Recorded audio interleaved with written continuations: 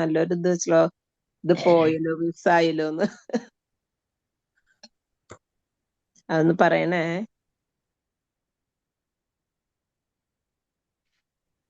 ഹരേ കൃഷ്ണ, കേക്കാണ്ടോ? പോയോ എല്ലാവരും? കേൾക്കുന്നു മാതാജി. ഹരേ കൃഷ്ണ മാതാജി, കേൾക്കുന്നുണ്ട്. മാതാജി പോയോ? കാണാനില്ല, കേക്കാനില്ല. മാതാജി വരും. ഹരേ കൃഷ്ണ. വന്നല്ലോ. ഹരേ കൃഷ്ണ, ലൈവിലായിരുന്നു. ഹരേ കൃഷ്ണ. ഹരേ കൃഷ്ണ, എല്ലാവർക്കും പ്രണാമം. ഹരേ കൃഷ്ണ. ഓം നമോ ഭഗവതേ വാസുദേവായ. ഭഗവതേ വാസുദേവായ. ഓം നമോ ഭഗവതേ വാസുദേവായ.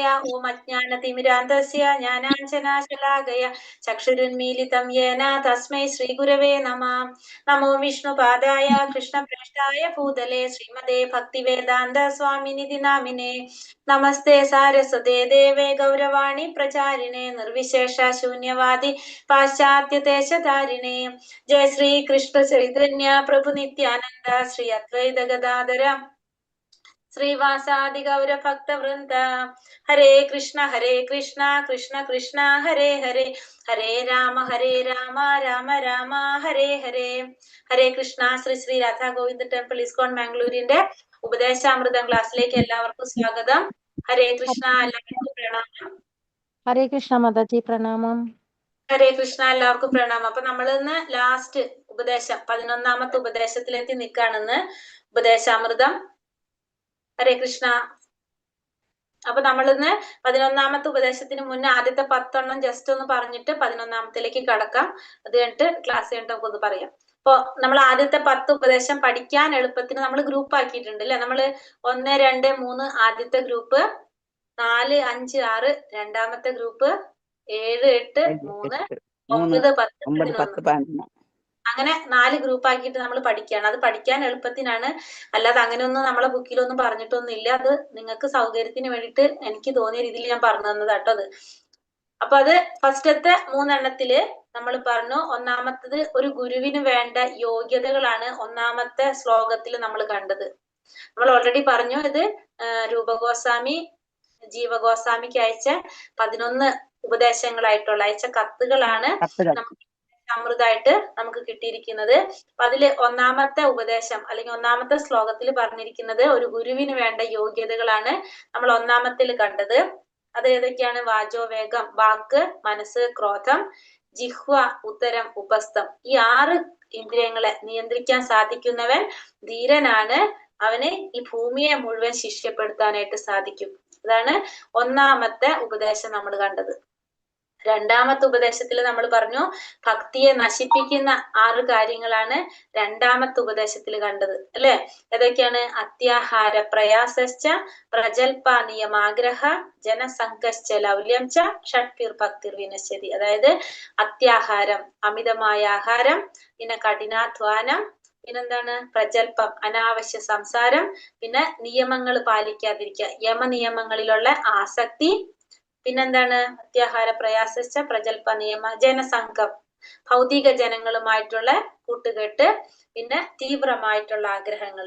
ഈ 6 കാര്യങ്ങള് നമ്മുടെ ഭക്തിയെ നശിപ്പിക്കുന്നതാണെന്ന് നമ്മൾ കണ്ടു രണ്ടാമത്തെ ഉപദേശത്തില്, രണ്ടാമത്തെ ശ്ലോകത്തില്. മൂന്നാമത്തത് ഭക്തിയെ പ്രോത്സാഹിപ്പിക്കുന്ന 6 കാര്യങ്ങളാണ് മൂന്നാമത്തെ ഉപദേശത്തിൽ നമ്മൾ കണ്ടത്. എന്തൊക്കെയാണ് നമ്മൾ മൂന്നാമത്തെ ഉപദേശത്തിൽ കണ്ടത്? ഭക്തിയെ പ്രോത്സാഹിപ്പിക്കുന്നത് ഉത്സാഹം, നിശ്ചയം, ധൈര്യം. ഉത്സാഹം കൊണ്ടും വിശ്വാസം കൊണ്ടും, ധൈര്യം എന്ന് വെച്ചാൽ ക്ഷമ കൊണ്ടും. പിന്നെന്താണ്? തത്തത് കർമ്മ പ്രവർത്തന, അത് എന്താണ്? ഭഗവാൻ അനുകൂലമായിട്ട് അല്ലെങ്കിൽ കൃഷ്ണാവബോധത്തിന് അനുകൂലമായ രീതിയിൽ പ്രവർത്തികൾ ചെയ്യുന്നത് കൊണ്ടും, പിന്നെന്താണ്? സംഘത്യാഗം, അഭൗതികരായിട്ടുള്ള കൂട്ടുകെട്ട് ഒഴിവാക്കുന്നത് കൊണ്ടും, പിന്നെ സത്വവൃത്തി അല്ലെ, ആചാര്യന്മാരുടെ കാലടിപ്പാടുകൾ പിന്തുടരുക, അവരുടെ പാതയെ പിന്തുടരുക. ഈ 6 കാര്യങ്ങള് നമ്മുടെ ഭക്തിയെ പുരോഗമിപ്പിക്കുന്നതാണെന്ന് നമ്മൾ കണ്ടു. അപ്പൊ ആദ്യത്തെ ഗ്രൂപ്പില് ഒന്ന് ഗുരുവിന് വേണ്ട യോഗ്യത, രണ്ടാമത്തത് ഭക്തിയെ നശിപ്പിക്കുന്ന 6 കാര്യങ്ങള്, മൂന്നാമത്തത് ഭക്തിയെ പ്രോത്സാഹിപ്പിക്കുന്ന കാര്യങ്ങള് അല്ലെ. ഇങ്ങനെ 3 നമ്മൾ കണ്ടു. ഓർമ്മയുണ്ടല്ലോ എല്ലാവർക്കും? ഈ രണ്ടാമത്തതില് ഭക്തന്മാരായിട്ട് ബന്ധപ്പെടുത്തിയിട്ട് നമ്മൾ മൂന്ന് ഗ്രൂപ്പ് ആക്കിയത് അല്ലെ. അപ്പൊ അതില് ഫസ്റ്റത്തെ നമ്മൾ പറഞ്ഞു ഭക്തന്മാര് തമ്മിലുള്ള സ്നേഹം എങ്ങനെയാണ് കൂട്ടേണ്ടത്, അത് തമ്മിലുള്ള അതിന്റെ ലക്ഷണങ്ങൾ, പ്രീതി ലക്ഷണം എന്താണെന്ന് നമ്മൾ കണ്ടു. എങ്ങനെയാണ്? ദാനം കൊടുക്കണം, ദാനം സ്വീകരിക്കണം, പിന്നെ രഹസ്യമായ കാര്യങ്ങള് പറഞ്ഞു കൊടുക്കണം, ചോദിച്ചു മനസ്സിലാക്കണം, പിന്നെ ഭക്ഷണം കഴിക്കുകയും വേണം, കഴിപ്പിക്കുകയും വേണം. പ്രസാദം ഭക്ഷിക്കുക, ഭക്ഷിപ്പിക്കുക, അല്ലെ? പ്രസാദം കഴിക്കണം, കഴിപ്പിക്കണം. ഈ 6 കാര്യങ്ങള് ഭക്തന്മാരുടെ ഇടയിൽ എന്തുണ്ടാക്കും? സ്നേഹം കൂട്ടുന്നതാണെന്ന് പറഞ്ഞു. ഭക്തന്മാരുടെ ഇടയിലുള്ള, അത് നമ്മൾ ഭൗതികമായ രീതിയിൽ ചെയ്യുന്ന പോലെ, നമ്മൾ കുടുംബാംഗങ്ങൾ തമ്മിലുള്ള സ്നേഹം കൂട്ടുന്ന പോലെ ഭക്തന്മാരുടെ ഇടയിലുള്ള പ്രീതി ലക്ഷണമാണ് ഈ പറഞ്ഞ 6 കാര്യങ്ങൾ. ദാനം കൊടുക്കുക, സ്വീകരിക്കുക, രഹസ്യമായ കാര്യങ്ങള് ചോദിച്ചറിയുക, പറഞ്ഞു മനസ്സിലാക്കുക, ഭക്ഷിപ്പിക്കുക, ഭക്ഷിക്കുക. ഈ 6 കാര്യങ്ങള് എന്ന് പറഞ്ഞു. ഇനി 5ാമത്തത്, അപ്പൊ 4ാമത്തത് നമ്മള് ഭക്തന്മാരുടെ പ്രീതി ലക്ഷണം കണ്ടു. ഇനി 6ാമത്തത് ആരൊക്കെയാണ് ഭക്തന്മാര്, ഭക്തന്മാരുടെ ഓരോ തലങ്ങള് നമ്മള് ആരൊക്കെയാണ് എന്താണ് ഉന്നത ഭക്തനെന്നും അല്ലെങ്കിൽ മധ്യമ ഭക്തരെന്നും അല്ലെങ്കിൽ കനിഷ്ഠ ഭക്തരെന്നും മനസ്സിലാക്കാം. അതാണ് 5ാമത്തെ പറയുന്നത്, അല്ലെ? 5ാമത്തെ ഉപദേശത്തിൽ പറഞ്ഞത് ആ ഭക്തന്മാരുടെ തലങ്ങൾ അനുസരിച്ച് വേണം ഓരോ ഭക്തന്മാരോട് നമ്മൾ പെരുമാറാനായിട്ട്.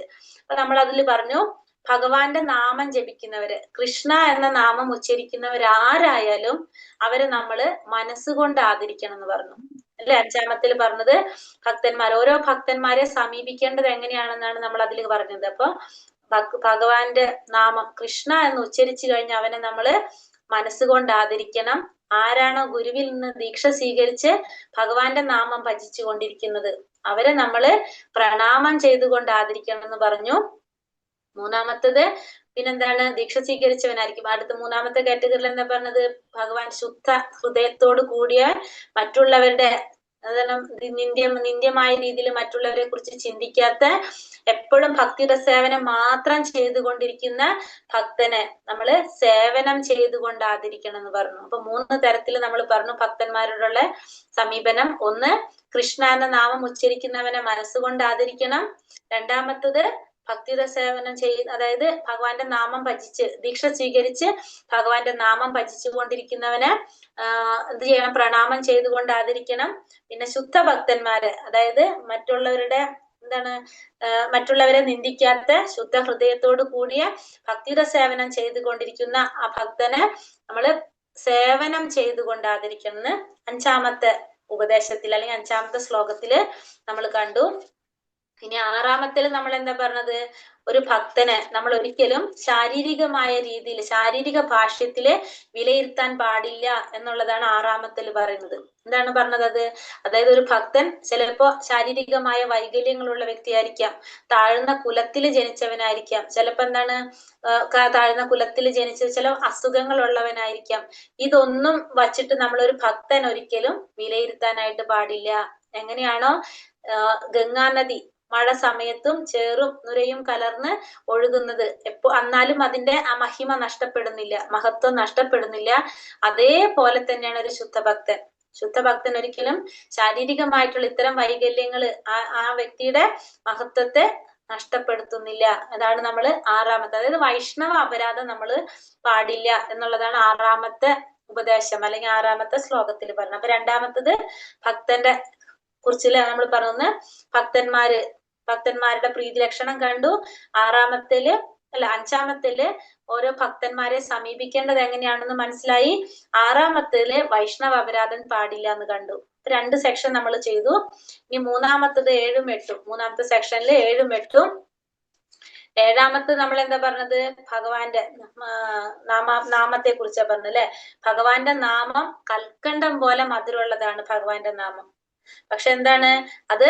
നമുക്ക് അവിദ്യ എന്ന് പറഞ്ഞ അല്ലെങ്കിൽ അജ്ഞാനം എന്ന് പറഞ്ഞൊരു രോഗം പിടിപെട്ട് കഴിഞ്ഞാല് നമുക്ക് ആ മധുരം നമുക്ക് അനുഭവിക്കാനായിട്ട് സാധിക്കില്ല. പക്ഷെ എന്നാലും നമ്മൾ നിരന്തരം ഭഗവാന്റെ നാമം ജപിച്ചുകൊണ്ടിരിക്കുകയാണെങ്കിൽ നമ്മുടെ ആ രോഗം മാറുകയും ചെയ്യും, നമുക്ക് സ്വാഭാവികമായിട്ട് രുചി വരികയും ചെയ്യുന്നതാണ് 7ാമത്തെ മന്ത്രത്തിൽ പറയുന്നത്. മഞ്ഞപ്പിത്തം പിടിച്ച പോലെ എന്നല്ലേ നമുക്ക് എക്സാമ്പിൾ പറയാം. അതായത് ഭഗവാന്റെ നാമം രൂപം ഗുണം ലീലകളൊക്കെ കൽക്കണ്ടം പോലെ മധുരമുള്ളതാണ്. പക്ഷെ നമുക്ക് അജ്ഞാനം അല്ലെങ്കിൽ അവിദ്യ എന്ന് പറഞ്ഞൊരു രോഗം നമ്മളെ ബാധിച്ചിരിക്കുകയാണ്. അപ്പൊ അതുകൊണ്ട് നമുക്ക് അതിന്റെ രുചി മനസ്സിലാക്കാനായിട്ട് സാധിക്കുന്നില്ല. പക്ഷെ എന്നാലും നമ്മൾ നിരന്തരം ചെയ്തുകൊണ്ടിരുന്ന നമ്മുടെ ഉള്ളിലെ അജ്ഞാനം മാറി, അതായത് ആ രോഗം മാറി നമുക്ക് ആ ജപത്തിന്റെ ആ നാമത്തിന്റെ രുചി നമുക്ക് അനുഭവിക്കാൻ സാധിക്കും എന്നുള്ളത് 7ാമത്തെ ശ്ലോകത്തിൽ നമ്മൾ കണ്ടു.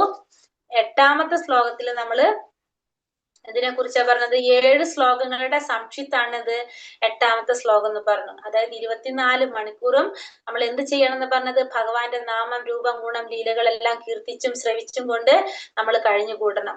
അങ്ങനെ നമുക്ക് എവിടെ സാധിക്കും എന്ന് പറഞ്ഞത്? അങ്ങനെ കൃഷ്ണാവബോധത്തിൽ നമ്മൾ കഴിഞ്ഞുകൂടാ. നാവിനെ, മനസ്സിനെ നമ്മൾ അതിൽ തന്നെ വ്യാപരിപ്പിച്ചുകൊണ്ടിരിക്കുക.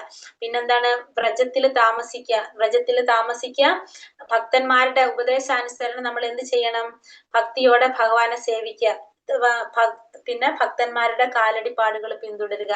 ഇതൊക്കെയാണ് ഇതിൽ പറയുന്നത്. 8ാമത്തതിൽ പറഞ്ഞത്. അതായത് 7 ശ്ലോകങ്ങളില് പറഞ്ഞിരിക്കുന്ന കാര്യങ്ങളുടെ ഒരു സംക്ഷിപ്തമായിട്ടാണ് ഈ 8ാമത്തില് പറയുന്നത്. അപ്പൊ നമ്മള് 7ഉം 8ഉം കണ്ടു. അങ്ങനെ 3ാമത്തെ ഗ്രൂപ്പില്. പിന്നെ അത് കഴിഞ്ഞിട്ട് 9, 10, 11 അടുത്ത ഗ്രൂപ്പാന്ന് പറഞ്ഞു. 9ാമത്തത് ഭഗവാന് പ്രിയപ്പെട്ട സ്ഥലങ്ങളുടെ ശ്രേണിയാണ് 9ല് നമ്മൾ കണ്ടത്. 9ാമത്തില് ഭഗവാന് പ്രിയപ്പെട്ട സ്ഥലങ്ങളുടെ ശ്രേണി. വൈകുണ്ഠത്തെക്കാളും ഭഗവാന് പ്രിയമാണ് എന്ത്? മഥുര. കാരണം ഭഗവാൻ ജനിച്ചത് എവിടെയാണ്? മഥുരയിലാണ് അല്ലെ. അപ്പൊ മഥുരയിൽ ജനിച്ചത് കൊണ്ട് ഭഗവാന് വൈകുണ്ഠത്തെക്കാൾ പ്രിയം മഥുരയാണെന്ന് പറഞ്ഞു. മഥുരയേക്കാൾ പ്രിയം ഏതാണ്? വൃന്ദാവനമാണെന്ന് പറഞ്ഞു. കാരണം ഭഗവാന്റെ ലീലകൾ, രാസലീല പോലുള്ള ഭഗവാന്റെ പ്രിയ ലീലകൾ മുഴുവൻ നടന്നിരിക്കുന്നത് എവിടെയാണ്? വൃന്ദാവനത്തിലായതുകൊണ്ട് ഭഗവാന് മഥുരയേക്കാൾ പ്രിയം വൃന്ദാവനമാണെന്ന് പറഞ്ഞു. ആ വൃന്ദാവനത്തെക്കാളും പ്രിയമാണ് ഭഗവാൻ ഏത്? ഗോവർദ്ധൻ എന്ന് പറഞ്ഞു. കാരണം എന്തുകൊണ്ടാണ്? ഭഗവാന്റെ കുറേ ലീലകള് ഗോവർദ്ധനത്തിൽ ഉണ്ടായിട്ടുണ്ട്. ഗോവർദ്ധനഗിരി ഉയർത്തിയത്. പിന്നെ അതുപോലെ തന്നെ രാധാറാണിയെ കാത്തിരിക്കുന്ന സ്ഥലം ഏതാണ്? ഭഗവാൻ ഗോവർദ്ധനത്തിലാണെന്ന് പറഞ്ഞു അല്ലെ. ഗോക്കളെ മേച്ച് നടന്നതും ഒക്കെ ഗോവർദ്ധനത്തിലായതുകൊണ്ട് ഭഗവാന് വൃന്ദാവനത്തിനേക്കാളും പ്രിയമാണ് ഗോവർദ്ധനം എന്ന് പറഞ്ഞു. ആ ഗോവർദ്ധനത്തെക്കാളും പ്രിയം ഭഗവാൻ ഏതാണ്? രാധാകുണ്ടാണെന്ന് പറഞ്ഞു. അതായത് രാധാറാണിയുടെ സരസാണ് ഭഗവാന് അതിനേക്കാളും പ്രിയം. കാരണം എന്താണ്? രാധാറാണിയുടെ ആണത്. രാധാറാണിയുടെ സരസായതുകൊണ്ട് ഭഗവാന് ഗോവർദ്ധനത്തെക്കാളും പ്രിയം രാധാകുണ്ടാണെന്ന് പറഞ്ഞു. അങ്ങനെ 9ാമത്തെ പറഞ്ഞു നമ്മള്. അതാണ് സ്ഥലങ്ങളുടെ ശ്രേണി. ഭഗവാൻ ഇഷ്ടപ്പെട്ട സ്ഥലങ്ങളുടെ ശ്രേണിയാണ് നമ്മൾ കണ്ടത്. ഇനി 10ാമത്തില് ഭഗവാൻ ഇഷ്ടപ്പെട്ട മനുഷ്യരാശിയുടെ ശ്രേണിയാണ് നമ്മൾ കണ്ടത്. 10ാമത്തില് എന്താ പറഞ്ഞത്? അതില് ഭഗവാന് കർമ്മികള്, അതായത് ഫലം ആഗ്രഹിച്ചുകൊണ്ട് കർമ്മം ചെയ്യുന്നവരെക്കാളും ഭഗവാൻ ഇഷ്ടം ജ്ഞാനികളോടാണ്. അതായത് ഭഗവാനെ കുറിച്ചുള്ള അറിവ് നേടുന്നവരെയാണ് ഭഗവാൻ ഇഷ്ടം, ഫലം ആഗ്രഹിച്ചുകൊണ്ട് കർമ്മം ചെയ്യുന്നവരെക്കാൾ. പക്ഷെ ആ ജ്ഞാനം നേടിക്കഴിഞ്ഞാൽ അവരെന്ത് ചെയ്യണം? ഭക്തിയിലേക്ക് കടക്കണം അല്ലെ. അപ്പൊ അതുകൊണ്ട് ജ്ഞാനികളെക്കാളും ഭഗവാന് പ്രിയമാരാണ്? ഭക്തന്മാരാണ്. ജ്ഞാനികളെക്കാളും പ്രിയം ഭക്തന്മാരാണെന്ന് പറഞ്ഞു. പക്ഷെ ഭക്തന്മാരിൽ ഭഗവാൻ ആരെ ഇഷ്ടം? പ്രേമഭക്തിയിലുള്ള പ്രേമഭക്തരെയാണ് ഇഷ്ടം. പ്രേമഭക്തന്മാരെക്കാളും ഭഗവാൻ ഇഷ്ടം ആരെയാണ്? പ്രേമഭക്തിയിലുള്ളതില് ആരെയാണ്? ഗോപികമാരെയാണ് ഇഷ്ടം. ഗോപികമാരിൽ ഭഗവാൻ ആരാണ് ഇഷ്ടം? രാധാറാണിയാണ് ഇഷ്ടം.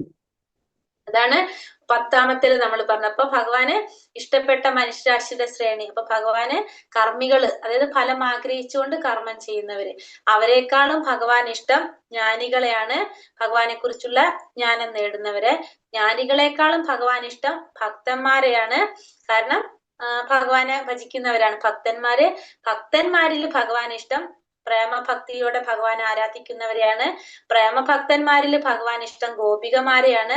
ഗോപികമാരിൽ ഭഗവാൻ ഇഷ്ടം രാധാറാണിയാണ് എന്ന് 10ാമത്തെ നമ്മള് ശ്ലോകത്തിൽ കണ്ടു ഉപദേശം. 9, 10, 11 ഒരെണ്ണം. ഇനി 11ാമത്തെ നമ്മൾ ഇന്ന് എടുക്കാൻ പോണു.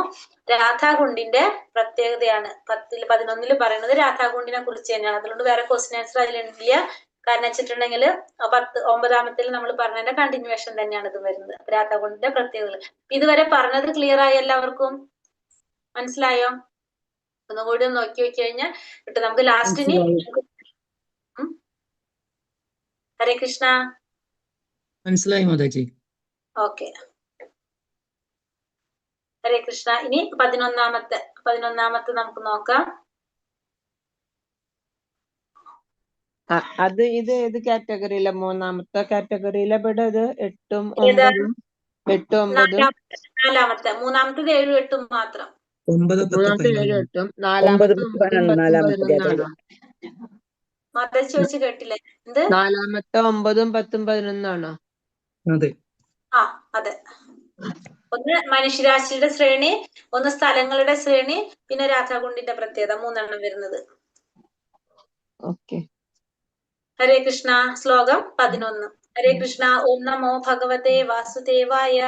കൃഷ്ണസ്യേച്ഛൈ പ്രണയ വസതി പ്രേയസീഭ്യോऽപി രാധ കുണ്ഠം ചാസ്യ മുനിഭിരഭിത്തസ് താതൃഗേവാവിധ്യായി യത്പ്രേഷ്ടരൈപ്യല്യമസുലഭം കിം പുനർഭക്തിഭാജാം തത്പ്രേമേദം സകൃതാപി സര സ്നാതുരാവിഷ്കരോതി.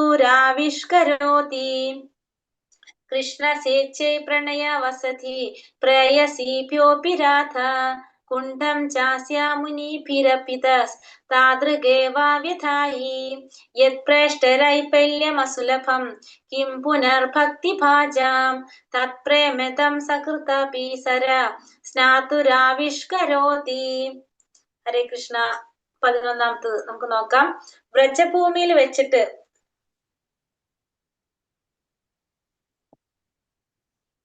ഇതില് എന്തെല്ലാം പറയുന്നത്? നമ്മുടെ രാധാകുണ്ടിന്റെ പ്രത്യേകതയെ കുറിച്ചാണ് പറയുന്നത്. അപ്പൊ രാധാകുണ്ട് നമുക്കറിയാം, ഇപ്പൊ പറഞ്ഞില്ല, കഴിഞ്ഞതിൽ പറഞ്ഞു ഭഗവാൻ ഏറ്റവും പ്രിയപ്പെട്ടത് ആരാണ്? രാധാറാണിയാണെന്ന് പറഞ്ഞു അല്ലെ. പ്രേമഭക്തിയിലുള്ള ഗോപികമാരിൽ ഭഗവാന് പ്രിയം രാധാറാണിയാണെന്ന് പറഞ്ഞു. അപ്പൊ രാധാറാണിയാണ് ഏറ്റവും പ്രിയപ്പെട്ടത്. അപ്പൊ ഈ രാധാറാണിയുടെ അതേപോലെ തന്നെ ഭഗവാന് പ്രിയപ്പെട്ടതാണ് എന്ത്? രാധാകുണ്ടും എന്ന് നമ്മൾ കണ്ടു അല്ലെ. അപ്പൊ ഈ രാധാകുണ്ടില് ഭക്തന്മാർക്ക് എളുപ്പത്തിൽ പ്രാപിക്കാൻ സാധിക്കുന്നതല്ല എന്തിന്? രാധാകുണ്ടിന്. കാരണം സാധാരണ ഭക്തിയുള്ളവർക്കൊന്നും എവിടേക്ക് സാധിക്കില്ല? രാധാകുണ്ടിലേക്ക് സാധിക്കില്ല. രാധാകുണ്ട് നമുക്ക് സാധിക്കില്ല എന്ന് പറയാം. കാരണം രാധാകുണ്ട് എന്ന് പറയുന്നത് ഭഗവാന് ഏറ്റവും പ്രിയപ്പെട്ടതാണ്, രാധാറാണിയുടെ ഇതാണെന്ന് പറഞ്ഞു. അപ്പൊ അവിടെ സ്നാനം ചെയ്തു കഴിഞ്ഞാൽ നമുക്ക് എന്ത് കിട്ടും? കൃഷ്ണപ്രേമം കിട്ടുന്ന പറയുന്നത്. അത്രയും ശക്തി അല്ലെങ്കിൽ അത്രയും വിശേഷപ്പെട്ടത് മഹത്വമുള്ളതാണ് എന്ത്? രാധാകുണ്ട്. ഇവിടെ എന്താ പറഞ്ഞത്? വ്രജഭൂമിയിൽ ഇഷ്ടപ്പെട്ട വളരെ കൗതുക വസ്തുക്കളും പ്രിയപ്പെട്ട അനേകം ഗോപികളും ഉണ്ടായിരിക്കെ അവരെല്ലാവരെക്കാളും കൃഷ്ണന് പ്രേമഭാജനമായി തീർന്നത് നിശ്ചയമായും രാധാറാണി തന്നെയാണ്. നമ്മൾ പറഞ്ഞു അല്ലെ. കുറേ കാര്യങ്ങൾ ഭഗവാന് പ്രിയപ്പെട്ടത് വ്രജഭൂമിയിലുണ്ട്. പക്ഷെ എന്നാലും ഭഗവാൻ ഏറ്റവും പ്രിയപ്പെട്ടത് അവിടെ എന്താണ്? രാധാറാണി തന്നെയാണ്. മഹർഷിമാർ അതുപോലെ അവളുടെ സരസിനെ എല്ലാ വിധത്തിലും അദ്ദേഹത്തിന് പ്രിയപ്പെട്ടതായി വർണ്ണിച്ചിട്ടുണ്ട്. അപ്പൊ അതേപോലെ തന്നെ പ്രിയപ്പെട്ടതാണ് എന്ത്? രാധാറാണിയുടെ സരസും. അപ്പൊ കുറേ ഭഗവാന് പ്രിയപ്പെട്ട വസ്തുക്കളും കൗതുക വസ്തുക്കളും അനേകം ഗോപികളും ഒക്കെ ഉണ്ടെങ്കിലും ഭഗവാന് പ്രിയപ്പെട്ടത് രാധാറാണിയാണ്. അതേപോലെ തന്നെ രാധാറാണിയുടെ സരസും ഭഗവാന് പ്രിയപ്പെട്ടതാണെന്ന് മഹർഷിമാര് പറയുന്നുണ്ട്. എത്രയും വലിയ ഭക്തന്മാർക്ക് പോലും രാധാകുണ്ഡം സുലഭമായി പ്രാപിക്കുവാൻ സാധ്യമല്ല. അപ്പൊ അത്ര പെട്ടെന്നൊന്നും ഭക്തന്മാർക്ക് പോലും എന്ത് സാധിക്കില്ല? രാധാകുണ്ടിനെ പ്രാപിക്കാനായിട്ട് സാധിക്കില്ല. അങ്ങനെ ഇരിക്കെ സാധാരണ ഭക്തന്മാർക്ക് അത് കൂടുതൽ ദുഷ്പ്രാപ്യം തന്നെ. അപ്പൊ സാധാരണ ഭക്തന്മാർക്ക് അത് അതിനേക്കാളും ബുദ്ധിമുട്ടാണ് അല്ലെ. അപ്പൊ അത്രയും വലിയ ഭക്തന്മാർക്ക് പോലും അത് എളുപ്പത്തിൽ പറ്റുന്ന കാര്യമല്ല. അപ്പൊ പിന്നെ സാധാരണ ഭക്തന്മാർക്ക് അത് അതിനേക്കാളും ദുഷ്പ്രാപ്യമായിട്ടുള്ള ഒരു കാര്യമാണ്. ഈ പുണ്യതീർത്ഥത്തിൽ ഒരു തവണയെങ്കിലും സ്നാനം ചെയ്യുന്നവന് വിശുദ്ധമായ കൃഷ്ണപ്രേമം ജാഗരൂകമായി തീരും. അപ്പൊ ഈ പുണ്യതീർത്ഥത്തില് രാധാറാണിയുടെ രാധാകുണ്ടില് ഒരു പ്രാവശ്യമെങ്കിലും സ്നാനം ചെയ്യാൻ സാധിച്ചു കഴിഞ്ഞാൽ നമുക്ക് എന്താണ്? കൃഷ്ണപ്രേമം വിട്ടുന്ന പറയുന്നത്. വിശുദ്ധമായിട്ടുള്ള കൃഷ്ണപ്രേമം ജാഗരൂകമായി തീരും. അപ്പൊ ഈ രാധാകുണ്ടില് സ്നാനം ചെയ്യാൻ സാധിച്ചാൽ നമുക്ക് കൃഷ്ണപ്രേമം കിട്ടുന്ന പറയുന്നത്. ഈ ഭാവാർത്ഥത്തിൽ പറയുന്നത് അപ്പൊ ഇവിടെ മെയിൻ ആയിട്ട് രാധാകുണ്ടിന്റെ പ്രത്യേകതയാണ് അപ്പൊ ഈ ഒരു ശ്ലോകത്തിൽ പറയുന്നത്. രാധാകുണ്ഡം ഇത്രയും ഉത്കൃഷ്ടമാകാൻ കാരണം അത് കൃഷ്ണന്റെ പ്രേമഭാജനമായ രാധാദേവിയുടേതായത് കൊണ്ടാണ്. അപ്പൊ രാധാകുണ്ടിന് ഇത്രയും പ്രാധാന്യം അല്ലെങ്കിൽ ഇത്രയും ശ്രേഷ്ഠം എന്ന് പറയുന്നത് എന്തുകൊണ്ടാണ്? അത് രാധാറാണിയുടെയാണ്. കാരണം ഭഗവാൻ ഏറ്റവും പ്രിയം ആരോടാണ്? രാധാറാണിയോടാണ് അല്ലെ. അപ്പൊ അതുകൊണ്ടാണ് അത് ഏറ്റവും ശ്രേഷ്ഠമായിട്ടുള്ളത്. കൃഷ്ണ സേവനത്തിൽ മുഴുകിയിട്ടുള്ള ഭക്ത ശിരോമണികൾക്ക് പോലും രാധാകുണ്ഡം എളുപ്പത്തിൽ പ്രാപ്യമല്ല. ഭഗവാന്റെ സേവനത്തിൽ മുഴുകിയിട്ടുള്ള ഭക്ത ശിരോമണികൾ, അത്രയും വലിയ ഭക്തന്മാർക്ക് പോലും അത്ര എളുപ്പത്തിൽ പ്രാപിക്കാൻ സാധിക്കില്ല രാധാകുണ്ടിന്. രാധാകുണ്ടിൽ ഒരു തവണയെങ്കിലും സ്നാനം ചെയ്താൽ അയാൾക്ക് ഗോപികമാരുടെ പോലുള്ള വിശുദ്ധ കൃഷ്ണപ്രേമം അവനിൽ പ്രത്യക്ഷമാകും. അപ്പൊ ഒരിക്കലെങ്കിലും രാധാകുണ്ടിൽ സ്നാനം ചെയ്യാൻ സാധിച്ചു കഴിഞ്ഞാൽ ഗോപികമാരെ പോലുള്ള ആ വിശുദ്ധമായിട്ടുള്ള കൃഷ്ണപ്രേമം അവനിൽ പ്രത്യക്ഷമാകും. കൃഷ്ണന്റെ ദിവ്യലോകമായ വൃന്ദാവനത്തിൽ തിരിച്ചു ചെല്ലാൻ ആഗ്രഹിക്കുന്ന ജീവാത്മാക്കൾ രാധാകുണ്ടത്തിൽ പാർക്കുകയും രാധാറാണിയുടെ വിശ്വസ്ത ദാസികളുടെ ആശ്രയം തേടി നിരന്തരം കൃഷ്ണ സേവനത്തിൽ മുഴുകുകയും വേണം. അപ്പൊ ഭഗവാന്റെ ലോകത്തിലേക്ക്, വൃന്ദാവനത്തിലേക്ക് തിരിച്ചു ചെല്ലാൻ ആഗ്രഹിക്കുന്ന ജീവാത്മാക്കൾ അല്ലെങ്കിൽ എന്ത് ചെയ്യണം? രാധാകുണ്ടില് പാർക്കുക, രാധാറാണിയുടെ വിശ്വസ്ത ദാസികളായിട്ടുള്ളവരുടെ ആശ്രയം തേടി നിരന്തരം കൃഷ്ണ സേവനത്തിൽ മുഴുകിക്കൊണ്ടിരിക്കുക. അതായത് രാധാറാണി രാധാകുണ്ടില് നമുക്ക് കുളിക്കാൻ സാധിക്കണമെങ്കിൽ നമുക്ക് ആരുടെയും കൂടി എന്ത് വേണം, എന്താ പറയാ, സപ്പോർട്ട് വേണം, അല്ലെങ്കിൽ പെർമിഷൻ വേണം. രാധാറാണിയുടെ ദാസിമാരുടെ വിശ്വസ്ത ദാസികള്, അപ്പൊ അവരുടെ ആശ്രയം തേടിയിട്ട് നിരന്തരം നമ്മൾ ഭഗവാന്റെ സേവനത്തിൽ മുഴുകിക്കൊണ്ടിരിക്കണം. ഭഗവാന്റെ സേവനത്തിൽ മുഴുകാത്തവർക്ക് എന്ത് സാധിക്കില്ല? രാധാകുണ്ടിൽ കുളിക്കാനോ രാധാകുണ്ടിലേക്ക് ഇറങ്ങാനൊന്നും സാധിക്കില്ല എന്നല്ലേ. രാധാകുണ്ടത്തിൽ പാർക്കാൻ സാധിക്കണമെങ്കിൽ, രാധാകുണ്ടില് വസിക്കാൻ സാധിക്കണമെങ്കിൽ നമ്മൾ എന്ത് ചെയ്യണം? ഭഗവത് സേവനത്തില് മുഴുകിക്കൊണ്ടിരിക്കണം. നാരദനെയും സനകനെയും പോലുള്ള മഹർഷിമാർക്കും മഹാഭക്തന്മാർക്കും രാധാകുണ്ടത്തിൽ സ്നാനം ചെയ്യുന്നതിനുള്ള അവസരം ലഭിക്കുന്നില്ല എന്ന് ശ്രീല ഭക്തി സിദ്ധാന്ത സരസ്വതി ഠാക്കൂർ പറയുന്നു. ഇപ്പൊ നാരദ മഹർഷിയെ പോലുള്ളവര്, സനകനെ പോലുള്ളവർക്കൊന്നും എന്താണ് രാധാകുണ്ടിൽ സ്നാനം ചെയ്യാനുള്ള അവസരം ലഭിക്കുന്നില്ല എന്ന് ഭക്തി സിദ്ധാന്ത സരസ്വതി ഠാക്കൂർ പറഞ്ഞു. എന്തുകൊണ്ടാണ് അവർക്ക് അതിനുള്ള അവസരം ലഭിക്കാത്തത്?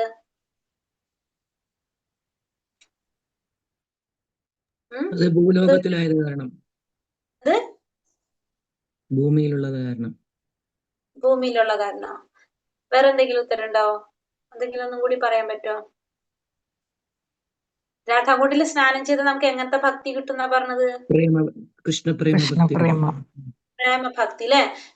നാരദ മഹർഷിയുടെ ഭക്തി എങ്ങനത്തെ പ്രേമഭക്തിയാണോ? നാരായണ വൈകുണ്ഠ വിഷ്ണുവിനല്ലേ നാരായണ ജപിച്ച് നടക്കണേ, അതുകൊണ്ടായിരിക്കും. കൃഷ്ണനോടല്ലല്ലോ, കൃഷ്ണനെ അല്ലല്ലോ, വിഷ്ണുവിനെ അല്ലേ ഞാൻ നാരായണ നടക്കുന്നത്. കൃഷ്ണനൊക്കെ ഒന്ന് അതല്ലാതെ നമ്മൾ ആലോചിച്ച് നാരദ മഹർഷിയുടെ ഭക്തി പ്രേമഭക്തിയാണോ? ഗോപികമാരുടെ പോലത്തെ ഭക്തിയാണോ? അല്ല, അത് കൃഷ്ണഭക്തിയാണ് ശരിക്കും. നാരദനോടുണ്ട്, നാരദന്. മറ്റത് പ്രേമഭക്തി, പ്രേമഭക്തി അല്ലേ. അപ്പൊ അതുകൊണ്ട് നാരദ മഹർഷി സനകനെ പോലുള്ളവരുടെ ഭക്തി ഏതല്ല? ആ പ്രേമഭാവത്തിലുള്ള ഭക്തിയല്ല അവരുടെ ഒന്നും. കാരണം രാധാകുണ്ടിൽ സ്നാനം ചെയ്ത എന്ത് ഭക്തി കിട്ടുന്ന നമ്മൾ പറഞ്ഞത്? പ്രേമഭക്തി കിട്ടും അല്ലെ. അപ്പൊ ഇവിടെ നാരദ മഹർഷി, സനകനെ പോലുള്ള മഹർഷിമാര് മഹാഭക്തന്മാർക്ക് രാധാകുണ്ടത്തിൽ സ്നാനം ചെയ്യുന്നുള്ള അവസരം ലഭിക്കുന്നില്ല എന്ന് ഭക്തി സിദ്ധാന്ത സരസ്വതി ഠാക്കൂർ പറയുമ്പോ അവിടെ നമുക്കൊരു ഒന്ന് പറയണെന്ന് വെച്ചിട്ടുണ്ടെങ്കിൽ അത്രയും വലിയ ഭക്തന്മാരായതുകൊണ്ട് അവർക്ക് ഇല്ലെങ്കിൽ മറ്റുള്ളവരുടെ കാര്യം പറയണ്ടല്ലോ, സാധാരണ ഭക്തന്മാരെ എന്നാണ് പറയുന്നത്. പക്ഷെ വേറൊരു കാരണം നമുക്ക് പറയാം, എന്താണ്?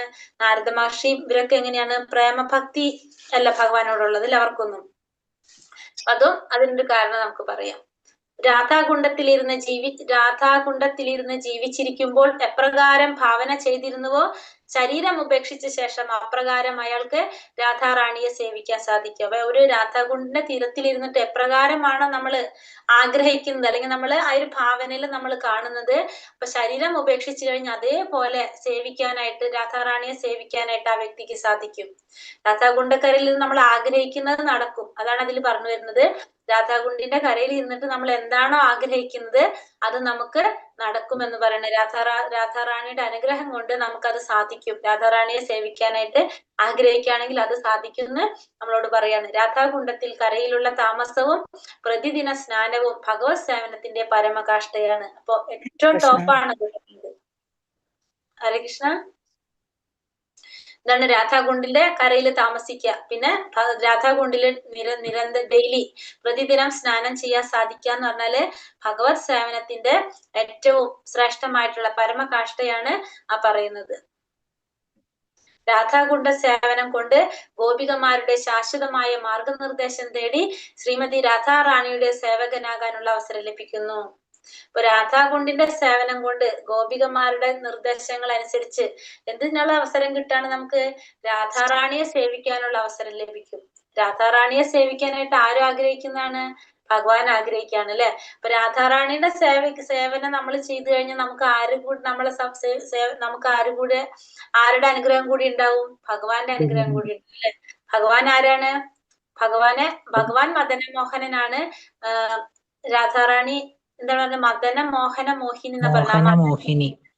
മദനമോഹനെ പോലും മോഹിപ്പിക്കുന്നവളാണ് ആര്? രാധാറാണി. 1000 കാമദേവന്മാരെ മോഹിപ്പിക്കുന്നവനാണ്ട് ഭഗവാനെ മദനമോഹനൻ എന്ന് പറയും. രാധാറാണി എന്ന് പറഞ്ഞാല് മദനമോഹന മോഹിനി എന്ന് പറഞ്ഞ ആ മദനമോഹനനെ മോഹിപ്പിക്കുന്നവളാണ് ആര്? രാധാറാണി. അതുകൊണ്ട് രാധാറാണിയെ സേവിക്കുന്നവർക്ക് ആരനുഗ്രഹം ഉണ്ടാവും? ഭഗവാന്റെ അനുഗ്രഹം നിശ്ചയമായിട്ടുണ്ടാവും. അപ്പൊ രാധാറാണിയുടെ മറ്റുള്ള ഗോപികമാരുടെ നിർദ്ദേശപ്രകാരം രാധാറാണിയെ സേവിക്കാനുള്ള അവസരം കിട്ടാണ് രാധാകുണ്ടിന്റെ സേവനം കൊണ്ട്. ഹരേ കൃഷ്ണ കൃഷ്ണ കൃഷ്ണ ഹരേ ഹരേ, ഹരേ രാമ രാമ രാമ ഹരേ ഹരേ. ഹരേ കൃഷ്ണ. വഞ്ചകൽപതരൂപേശ്ച കൃപാ സിന്ധുഭ്യോ ച പതിതാനാം പാവനേഭ്യോ വൈഷ്ണവേഭ്യോ നമോ നമഃ. അനന്ത കോടി വൈഷ്ണവവൃന്ദ കി ജയ്. ശ്രീല പ്രഭുപാദ കി ജയ്. ഗുരുദേവ് കി ജയ്. തായ് ഗൗര പ്രമാനന്ദേ. ഹരി ഹരി ബോൽ. ഹരേ കൃഷ്ണ. അപ്പോ നമ്മൾ ഉപദേശങ്ങൾക്കും കഴിഞ്ഞു. ഇന്ന് മനസ്സിലായോ? ഈ പറഞ്ഞ ഇന്നത്തെ പഠിച്ചു. അത് കൂടാതെ മനസ്സിലായി. ഇപ്പൊ നമ്മൾ 10 ശ്ലോകം ജസ്റ്റ് നമ്മൾ പറഞ്ഞു. ഇതിൽ ഏത് ഭാഗം നിങ്ങൾക്ക് മനസ്സിലാവാത്തെന്ന് പറഞ്ഞാൽ ഞാൻ പറഞ്ഞുതരാം. അത് 8, 9, 10 ഞങ്ങക്ക് മിസ്സായത്. മിസ്സായതല്ല മാതാജി, അങ്ങനെ പറഞ്ഞു കഴിഞ്ഞാൽ പാടാവും നമുക്ക്. എല്ലാവർക്കും ഇമ്പോർട്ടന്റ് അധ്യായമാണ്. എല്ലാവർക്കും ഒന്നുകൂടി കേൾക്കും ചെയ്യാലോ. അല്ല മാതാജി, അതിനുള്ള സമയം ഉണ്ടാവില്ല നമുക്ക്. 8, 9, 10 എടുക്കുമ്പോ സമയം പോകില്ല. ചുരുക്കി പറഞ്ഞാ മതി. അല്ല, അത് നമ്മൾ പറഞ്ഞില്ലേ? അതായത്